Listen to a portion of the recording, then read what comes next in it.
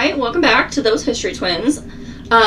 We, as you can tell, we moved location. Well, we're still in the same room, but we're in a different part of the room, and we're hoping to put some paintings up. I don't know if you'll be able to see them, though. We got to figure out our background situation, but we have some paintings, and some other stuff we want to put up, but also, we got to figure that out. Also, we had a camera. I'm not allowed to use the drill by myself. We had... And this says cataholic, not Catholic. Just want to throw that out there. So I'm wearing my shirt. Because this was on the couch. Anyway, we had a camera. It sucked, so sorry if the last two videos were really shitty. They were bad quality. Yeah. We're back to using the phone. Anyway, if you're new here, we have identical master's degrees in ancient and medieval European history, so we are qualified to talk about whatever we want. And I'm Kelly. And I'm McCarty. And today, I'm going to talk about body snatching, which is a topic I greatly enjoy. Right. I know a lot about body snatching, so let's get into it. A body snatcher. I am indeed. So body snatch. No, I'm just kidding. Not snatch. Whatever the opposite of snatch, that's what I am. Anyway, so body snatching, loose definition, is when you take a body out of a grave. It's also... Do you have notes? Yeah, but they're on my phone. Do you want to film with my phone? I mean, my notes were basically just, like, different articles that I read. You don't write out your notes? No, I know so much about this. Okay. Anyway, so body snatching, it really became popular. Okay, so there's a difference between body snatching and grave robbing. Body snatchers specifically put all grave goods back into the grave. They are only taking the bodies, and body snatchers aren't there for the goods. They're just they're there for the bodies. So what they would snatch the bodies for were medical schools. So throughout history, dissecting humans was considered illegal. It was considered amoral. It was it was desecration of a corpse, regardless of the situation. So founding fathers of medicine or whatever, like Hippocrates and Galen, and their Aristostratus, I think, is one of them that was big into the early medicine. They didn't actually dissect humans. All of their dissection research and anything they knew about organs and such, yes, either came from the gladiators, which I don't think those ones were actually, or Galen was a gladiator doctor, I'm like pretty sure. So everything they learned was either from dissecting like apes and monkeys, like the rhesus monkey. He dissected a lot of those, and that's why for a long time the theory was that humans had 5 liver lobes, because that is how many liver lobes rhesus monkeys have. Are rhesus monkeys the ones that live in the cold in Japan? I don't know. I'll put a picture of what a rhesus monkey is, because Rhesus monkeys are also the ones where we get the vaccine for something.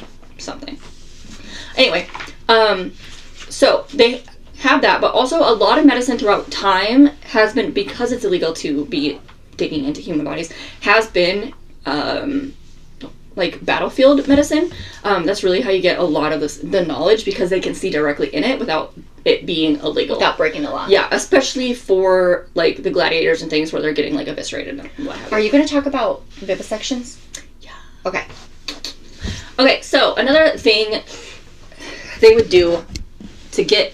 Okay, so there's so much information. Backtracking a little bit. They need, especially like in the 1700s, 1600s, even 1500s. Where medical schools were starting to... even earlier, like when they start doing medical schools, they need bodies to be able to research and look kind of how you're going to heal something if you don't know what it is. So it starts with, there was a time... Oh, God, I cannot remember his name. Kelly will put it up. Or she'll look it up. I'll look it up. Where they were doing vivisections. When is this? In England? Yeah, his name starts with Hunter? Maybe. Who were the famous? There was like 2 famous people, like James Hunter. Search vivisections. So a vivisection is essentially it's like surgery.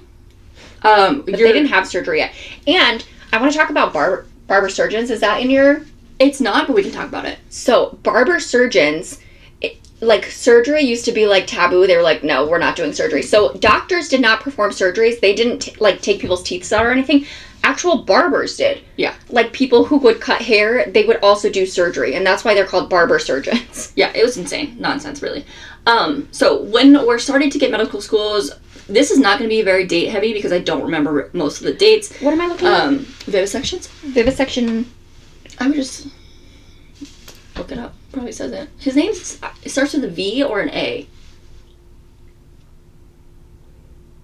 Keep talking and all. He's the one that has, like, the very detailed paintings and drawings of different organ systems. Anyway, so vivisection is essentially a dissection where the person or animal, they did do some on animals, is still alive. And considering they didn't have very good, like, anesthetics, it was usually they would just get someone real drunk, and then they would... Herophilus? No. Andalusian? No. Anyway, so they would do these vivisections to see kind of what was going on. The good thing about vivisections is is there really anything good about it? Were they living? Yeah, vivisection means living. Well, because you would get to, I mean, this is terrible, but you would at least get to see how the system works. That's what I'm saying. Okay. You can see it in action. You can see the blood is still pumping, everything like that. Rene Descartes did it on animals. Yep. He claimed that they couldn't feel pain. Well, they That's not can, right. having worked in a vet clinic. Anyway, so those were being done where you'd essentially get people, whoever is vivisecting, whether it be an animal or a person, they would tie them down, get them drunk, and then do the dissecting. Who is the father? Galen. Yeah, I know. Is the father. Yeah. But I can't figure out who you're looking at. I'm thinking someone later, and he Send me has your all the notes. paint. Yeah. So we have that. So they're looking at things like that. But then also, later, those kind of go out of fashion. Because they're kind of barbaric. Yeah, and so it would be, like, they call them theaters, like surgical theaters. They would have a big group of people, and they would be doing... Okay, so let me back up. So in the beginning, they need bodies. So, and it was, like, one-on-one students. So for a long time, they were responsible for finding the body themselves.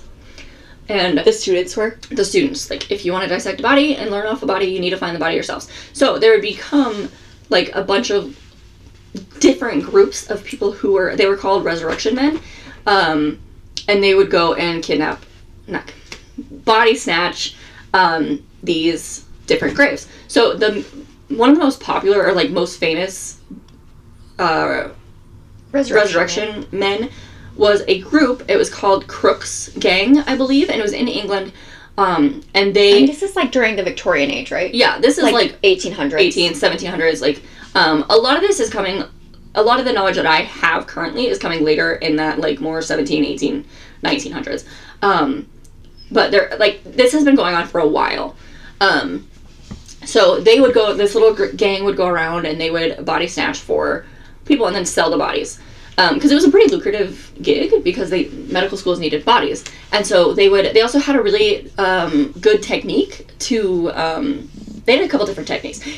One of the techniques was to actually get the bodies out of the coffin without causing, like, with as little disturbance to the actual graves. So they would dig it up, but they'd only dig up, like, the front half, and then they would break open the top by the head, and then they would just get hooks and pull them, like, put them under their armpits and pull them out. And they're wanting to do this when they're pretty fresh, right? Yeah, they're wanting to do it, like, within the day.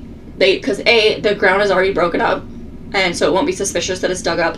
And B, you want the bodies as fresh as you can be, because once they start decomposing, A, you're losing good tissues, and you're losing kind of, like, the integrity of the body, but also smells. It's decaying. And more evidence. And evidence of what? Well, like, things dripping. Oh, they didn't have any, like, but, like, then forensics. you could, like, if the body's like, smelling, smells you can, like, yeah, people can smell it off the street and stuff like that. So they're doing that, and... Did they put them on ice or anything?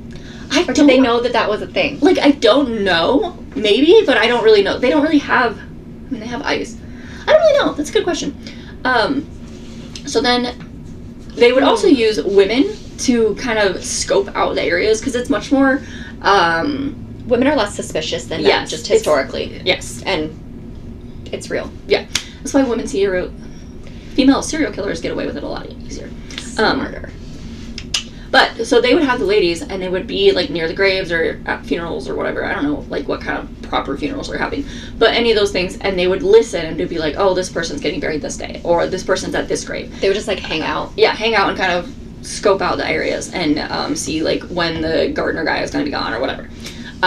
So then this group, the Crook's group, they start causing like a ruckus in the body snatcher community. So they're like, okay, well, we're providing this really good service. We're going to start charging up the ass. It's like, you want what we have? We're going to charge it for you. So then doctors and physicians and like students were like, no, I'm not paying those ridiculous prices. We're going to go body snatch ourselves. And then Crook's gang is like, okay, well, now there's like, A, they're losing all of their income and like their revenue. And B, there's too much supply and not enough demand. Well, that, but also just in general, the more people who are digging up bodies, the more likely you're going to get caught. So, they kind of come up with a settlement with them in the main school, whatever they're at. Somewhere in England, I'm not exactly sure where the... I don't know why filming these videos makes me so... I don't know if it's like a... psychosomatic. I get so yawny when we're doing these. Yeah. And I don't know if it's like a coping mechanism or like a nervous tick, but I just yawn. I'm not tired. I'm so sorry. I'm not bored.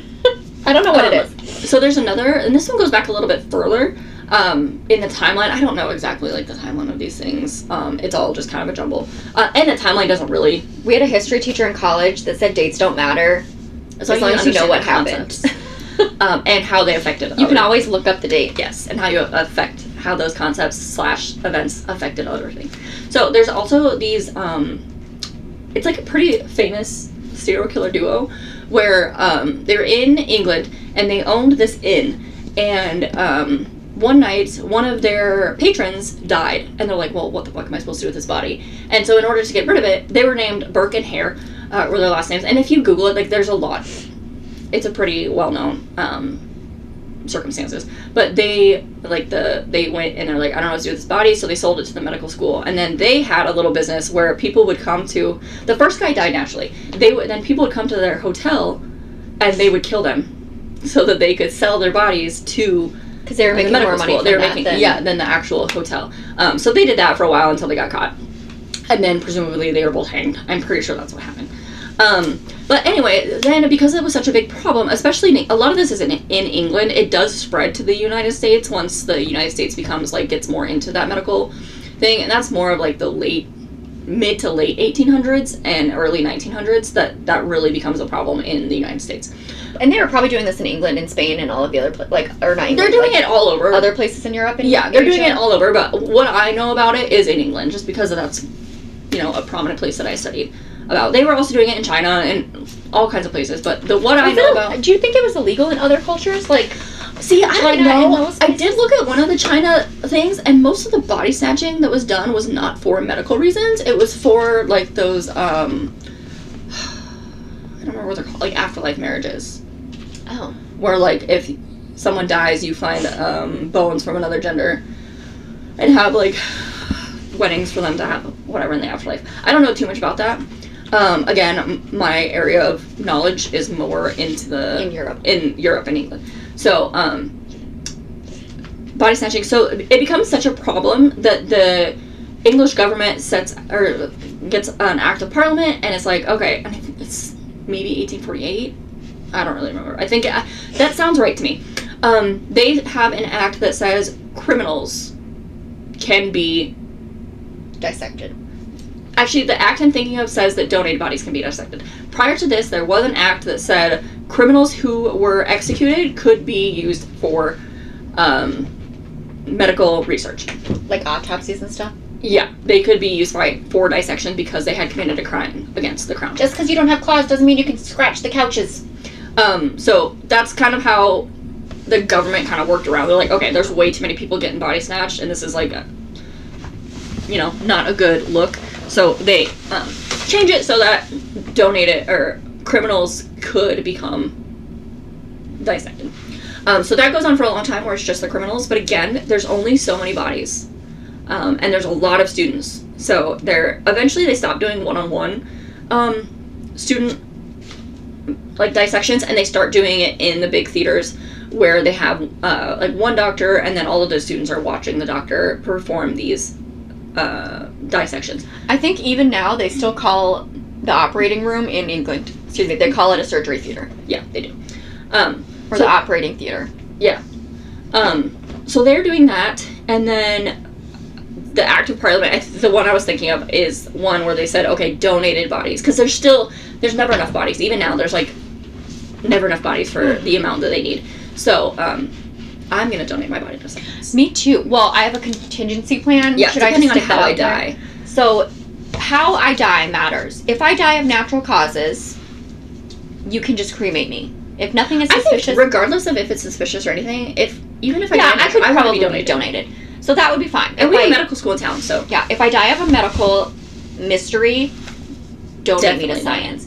If I die under mysterious causes of any kind, my body needs to be buried in order to be exhumed later when they find other evidence. Yeah, and then you can cremate me. And then you could do whatever you want with me.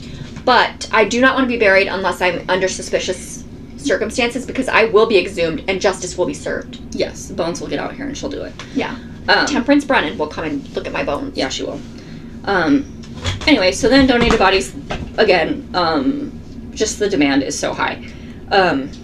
So even with the addition of the donated human bodies, there is still some body snatching going on, just because there's still never enough. And a lot of people just religiously do not want to donate their bodies to science, or like donate them to being dissected because, desecration of a corpse and things like that. There's some religions where if any part of your body is not with your body, then you don't get to heaven. Like your entire corpse, every piece of your body has to be. There's a lot. So they won't do like autopsies. There's if say the person was murdered and they only found part of their bones, they believe that they would never get into heaven because not all of their remains are together. Yeah, that's crazy. I know, right? But yeah, that's most of it. Again, it's just they need bodies to study. There aren't enough bodies, so what do you do? Is this why I know that people would have the bells on their toes and the cages for vampire stuff? Well, is that also why they would have cages, so they didn't get body snatched? No, so a lot of those cages, well, yeah, the cages, yes, that is to prevent being body snatched. The bells and the tubes to breathe out of were less about vampires and more about a lot of people were getting buried alive because they would fall into such a deep coma or something like that, that they would appear dead. Yeah, they would appear dead. So then they started also leaving them out for a little while before, just to make sure that they were dead. And I know another thing that they tried to do to prevent body snatching was to let the corpses decompose a little bit before they were buried. Just give them a few days. They also used to do that to prevent rape of corpses. They did that especially in Egypt. Before they would mummify them, they would let them rot for a little while to prevent necrophilia. Gross. Yeah, people are disgusting. But yeah, and then they start doing they develop once they know kind of more about the human body and start figuring out how to do surgeries and things like that without biting on a stick and getting drunk for an amputation or something. Prior to that, they don't really have any internal surgeries. They just have the amputations, and those were done originally. They did have some early brain surgery. Yeah, so you have way back in the ancient. Yeah, it's called trepidation, and they would drill holes in the skull. Not drill, but they would release the demons. To release the demons, but very clearly it's. But they heal. They show evidence of healing, releasing pressure. Probably pressure and swelling of the brain. But yeah, they do lots of evidence of those. But then they start doing. So a lot of the and the barber surgeons too, they would do amputations. And so, did we already discuss, early surgery? I don't know if we did. I don't think we did. Yeah, so it was early, most of the surgeries were done by barber surgeons, and they were, field amputations in battle. Last-ditch effort to save the okay, here, you might die of gangrene, or you might die of infection, but this is our last, this is a chance you Our last-ditch effort to maybe save your life. Yeah. Well, and some of them got so good at it that they could do it. I read a book once. They could do it in seconds. Yeah, in 12 seconds they could have the whole leg off. Crazy. But if you ever have a chance to read The Art of Butchering by Lindsay something, it's fantastic. It's all about that. Early surgeries. But then, the first splenectomy was in 1546. Interesting. I think, and the woman lived for 6 years. Nice. Yeah. I always wonder, I was thinking about this the other day because someone said something about getting a gallbladder removed or something. I wonder, There's so much cat hair on my legs. I wonder when they, like, discovered, like, when were they like, you know what, let's see if we can live without a kidney. Let's see if we can live without a spleen or a gallbladder. When did they decide that they could live without those things? A lot of these things are done... prisoners? Well, a lot of stuff that we know comes from, like, very suspicious circumstances, like Meningly. Did we learn a lot from Mengele? Mengele. Why do I always call him Meningly? Mengele. Did he learn a lot from these things? Yes. Did he learn a lot from those experiments? Yes. Were they great? No, absolutely not. And we would never do them today. But we do, like, types of those things. And then in the early or late 1900s, early 20th century, that's when they really, a lot of that becomes where they're doing studies on it. And I think a lot of it is like, okay, well, this might work. Let's see how it does. Like heart transplants and stuff? Yeah. Kidneys, livers, all of that. It's just one day somebody's got to do it, and everyone knows the chances. The chances of dying because of the surgery has to outweigh, or you know what I mean? You know what I mean? The good outcome has to outweigh the bad outcome. Crazy. But yeah, so that's pretty much it about body snatchers. Do you have any questions or things you want me to explain further? Was there somebody whose name, like, do you remember Hare and what's his name's first names? Burke. They were both James? For some reason, I just keep thinking there's a J name somewhere. Well, Joseph Lister is the one who started with, like, carbolic acid to clean. Oh, this isn't my finger. Be able to get in there. Carbolic acid to clean surgical instruments and things, like germ theory. I don't think that's what I'm thinking of. Oh, well. I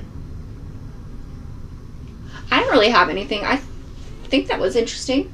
Yeah, again, vivisections up my wheelhouse. Love it.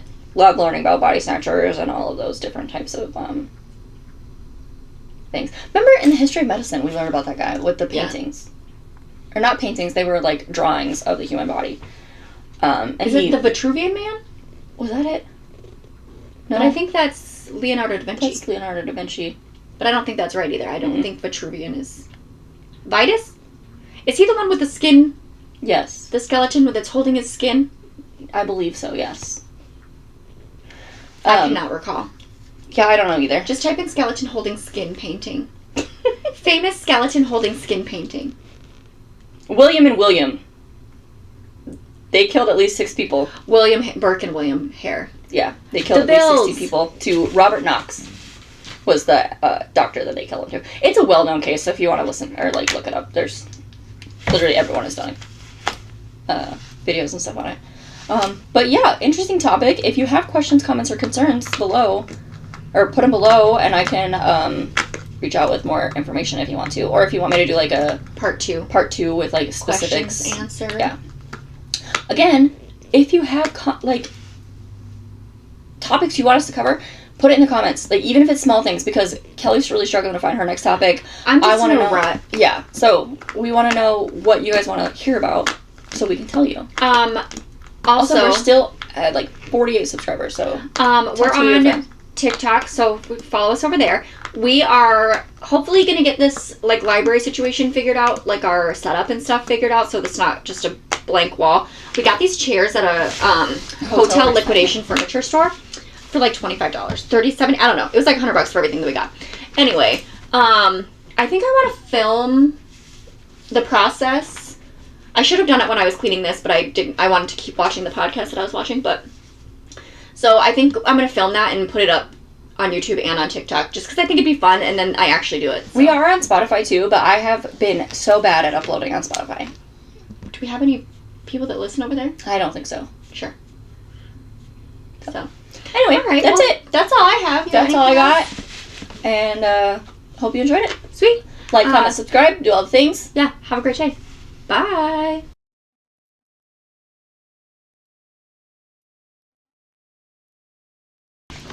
Hello, can you hear us? Testing. Testing, can you hear us?